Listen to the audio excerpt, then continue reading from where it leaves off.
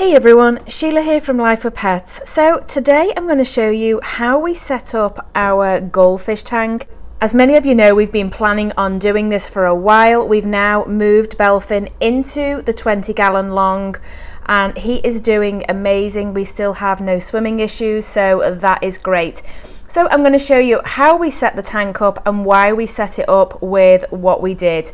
If there are any of the items in the tank that you want to take a look at, where possible, I will leave links to it in the description box below. So let me start with substrate, and in this tank we decided to do sand substrate.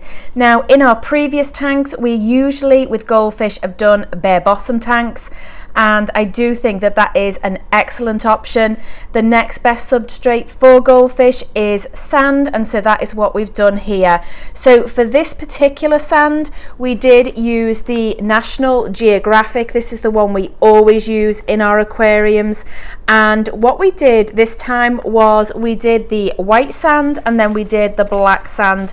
So it's sort of given like a salt and pepper effect in the tank, and I do really like the way it's actually turned out. I have seen many YouTubers do this. One in particular is Deb Timms, a Canadian girl, and if you want to check her channel out, I will leave a little link to it in the description box below. So that's what we've gone for with substrate. So the reason bare bottom or sand substrate is the best is because goldfish do like to sort of filter through it, and gravel is not really a good substrate for goldfish, and that's simply because the gravel pieces, they actually do pick up the substrate, and if they pick up gravel it can actually get stuck in their mouths, and with goldfish that can be a huge problem. So gravel substrate is one that I would recommend that you stay away from, and if possible bare bottom or the sand substrate. Now with the sand substrate sometimes the filtration can be a problem, so I will move on to that. In this tank we have this very large sponge filter, and that is also providing good water movement along the top as well. So sponge filters are my favourite sponge filters. For most of our tanks actually we do have sponge filters in them, and then we also did add this aqua clear as well, hang on the back. Now the only reason that I did do this is because I do find that with the sponge filters, whilst it does collect the debris sort of like underneath the filter, I do find that there isn't sort of much water flow throughout the aquarium, and so it won't pick up sort of stuff along the rest of the substrate, and so that is why we added this, just to provide some more water movement, but also to pick up some of the finer particles. So what we've done with this, unfortunately as it's running I can't fully show you, and I don't think it's going to show up on camera, but in the bottom these filters do come with like a sponge that goes in the bottom. They then come with like a carbon bag and then like bio media, which is like little ceramic balls, but we don't choose to use it that way. We usually do the he's wanting to be fed. We usually do the sponge in the bottom, and then I will fill this up with filter floss, and that way this is more about not so much biological, although there will be bacteria in here. This is more about filtering out the fine particles, because let's face it, goldfish are very messy and they do kick up a lot of stuff off the bottom of the tank. Now with sand substrate, sometimes if your goldfish is like picking it up and spitting it out, it can get caught up and go into the filters if you've got a hang on back, and it can cause issues with the motors. We've not found that to be the case up to this point, and I'm hoping that that doesn't happen.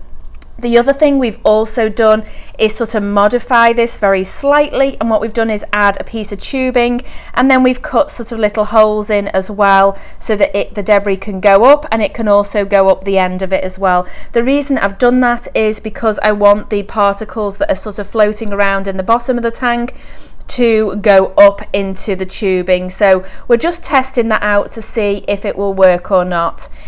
For those of you that are wondering, the tank mates that we do have in here currently are nerite snails. We have several of them. We've got this one here, you can't actually see the back of it, but it is a zebra nerite, and then we have several tiger nerites. I'm trying to find a another zebra. I can see several tigers. There's another tiger there and another tiger there. I think there's about 3 or 4 zebras in here as well. We do plan on selling nerite snails in the very near future, and these snails are excellent for any tank, and the reason being is whilst they do breed, the babies will not hatch because they need brackish water, so they make an excellent snail for any tank. And the best part is they are brilliant with algae, so if you do have algae in tanks, then they're great for that, especially goldfish tanks, because very often algae can be a problem simply because of the amount of waste produced, and therefore nitrate levels in goldfish tanks can often be very, very high if you're not doing your water changes. So in the tank we have Anubias, the plants on this side, and then I have a crick plant on this side. Now I'm hoping that these will survive because goldfish are well known for basically eating just about anything, but the Anubias plant do seem to be the one that they do best with. This piece of driftwood here was absolutely covered in hair algae, and the goldfish basically ate it, and now the nerite snails are also cleaning it off. If I can find a clip of this piece of wood, I will insert it so you can see just how bad it was, and within just a few days the difference in it now.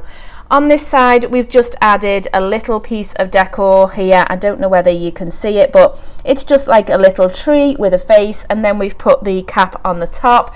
This really is somewhere that the snails can then sort of go in and up into. This is not particularly for the goldfish, this is more about just decoration in the tank.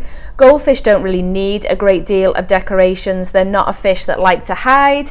They do like to swim a great deal. So really for them, decoration in the tank, less is more, and so we haven't sort of overloaded the tank. We've just put a few in so it gives him places to go and explore and just to enjoy picking on. He enjoys sort of picking at the coconut hut because it will start growing the hair algae, and then like I say, he does also enjoy picking at the wood as well because that does get the hair algae too. So he has a lot to sort of keep him occupied. Right now he's begging for food, but on the whole he does love to swim up and down and pick at those. So this is the overview of the whole tank, and I apologize for the glare. This tank is a 20-gallon long, and it is only good for 1 goldfish, and I would probably say it is actually for the size that he is. It's probably on the small side.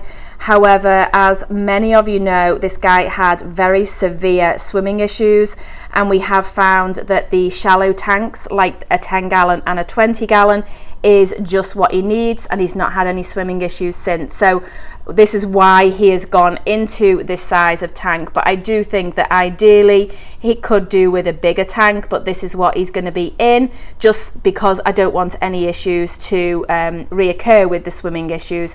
As you could see then, he was picking up the sand and sort of filtering it, and that's what I'm talking about with substrate. Substrate is very important when you're picking it for goldfish, simply because you don't want gravel and stuff like that to get stuck in their mouths, and that is a very common issue. Whereas with the sand, they just sort of pick it up, filter it through, spit it straight back out. So sand substrate is okay for goldfish. Bare bottom tank is great for goldfish as well. The only thing people have an issue with the bare bottom tank is that you can see all the mess on the bottom, and unless you've got very strong filtration to sort of kick it all up and take it all up, then you're forever siphoning the bottom of the tank. With goldfish, tank size is very important. The general recommended guidelines are 20 gallons for the first fish and then 10 gallons thereafter. I personally think that 2 goldfish in maybe a 40-gallon breeder is great, and 3 absolute maximum, as they do get large if they're given the correct care with lots of water changes, good filtration and a varied diet. So they do get large, and this guy is actually about 7 inches from nose to tail, so he is quite a large goldfish. He did come to us in very poor condition, but he has still grown out pretty well. He's not exactly the best of specimens, but we absolutely adore him, and he's just such a character. The lighting on this tank is a night crew light, and again I will leave links to it in the description box below if you want to take a look at it. The roots in the tank is actually a pothos plant, so the plant that you can sort of see at the back of the tank there, it's not in the tank, it's outside the tank. And the reason we do this is, you can see all those roots up there in the corner as well. The reason we do this is it does help to draw out the nitrates in the tank. So using pothos in a tank is a great way to do that, because that will also take out the toxins in the water as well. So we use these in several of our tanks. I've got them in one of the snail tanks as well. I do think it is also another option for filtration, and he will actually nibble at the roots, but he doesn't tend to really bother with them. When they get too long, I just cut them back and the plant continues to grow. So like I say, that plant probably looks like it's in the tank, but it isn't. It's actually on the outside of the tank as well. Alright guys, that's going to be it for this video. Like I say, if you do have any other questions or you want to see any other goldfish videos, then let me know in the comments box below.